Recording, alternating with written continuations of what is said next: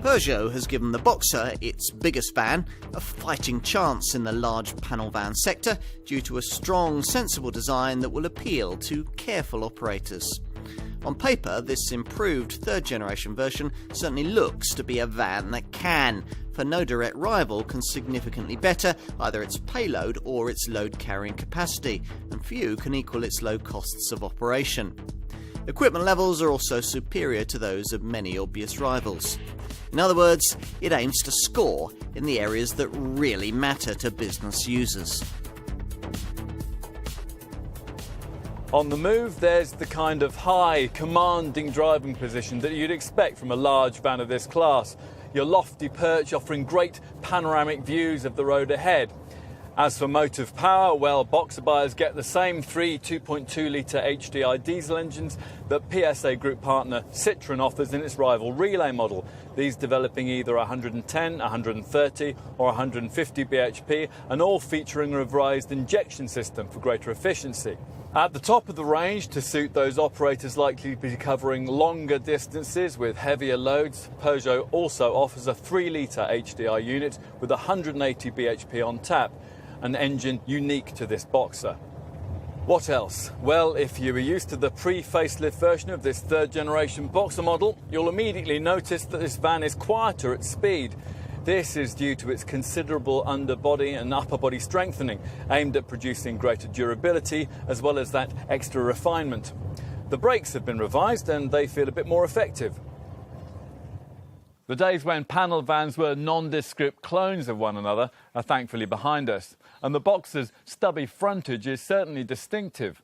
The headlights and the front grille have been restyled in this improved model to create what the brand hopes is a expressive, feline and technological look inspired by the current range of Peugeot cars.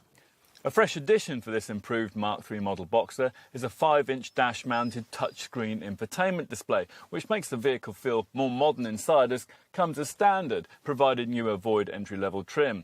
As well as the usual stereo and Bluetooth elements, this handles features like audio streaming, text-to-speak messaging and satellite navigation. A great deal of emphasis has been placed on rendering this Boxer as user-friendly as possible, which is why Peugeot offers a choice of 4 lengths, 3 wheelbases and 3 roof heights.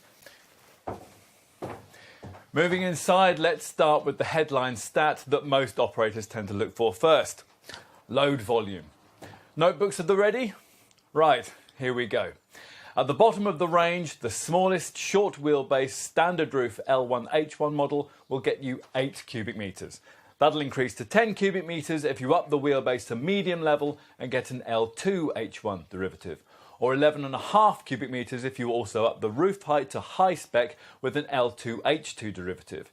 Here I've gone a bit further still and chosen a long wheelbase Boxer with that same roof height, the L3H2 variant, that delivers a useful 13 cubic metres of volume. From here, if that's still not big enough, you can get either an extra high roof in the L3H3 model or an extra long wheelbase in the L4H2 variant. Either way, you'll have 15 cubic metres of cargo space to play with inside. At the top of the range, the L4H3 variant that has both the extra high roof and the extra long wheelbase would get you a massive 17 cubic metres. Perhaps, though, you're more interested in the length of loads that you'll be able to carry.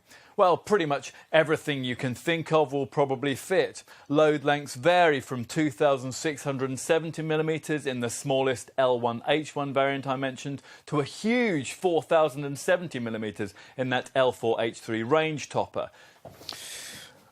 Loading height will of course be important too. As I mentioned, there are 3 roof sizes. The standard roof gives you 1,662mm of internal roof height, the high roof upping that figure to 1,932mm, and the extra high roof increasing the figure still further to 2,172mm. On to vehicle weight. Something is important to get right, as it'll determine how bulky the stuff that you'll be able to carry can be. There are 5 GVW gross vehicle weights you can choose, designated by the first and the last of the 3 figures in the full model name. With all of that sorted, we can talk payload, an area where Peugeot reckons this model has a key advantage. Even the least capable Boxer model, the smallest 330 L1H1 derivative, can manage 1,155 kilos of weight, whilst the most capable, the 440 L4H2 variant, can deal with an impressive 1,885 kilos. On to running costs. If you're looking at the 2.2 litre HDI L3 130 bhp variant I'm trying here, you'll be able to pay your dealer another couple of £100 to get your Boxer with that stop-start system and improve your fuel economy and CO2 figures by about 5%. This particular vehicle manages 39.2 miles per gallon on the combined cycle and 189 grams per kilometre of CO2, which is a pretty impressive showing for a large van with a gross vehicle weight of 3,300 kilos. In the increasingly closely fought large panel van sector, this Boxer looks to have the full package required to make a name for itself. The French brand has clearly thought long and hard about what operators actually want. The longer service intervals are welcome, as are the more efficient running cost returns and the greater cab refinement. Plus, this Boxer's smart infotainment screen and its optional grip control system are genuine points of differentiation in this segment.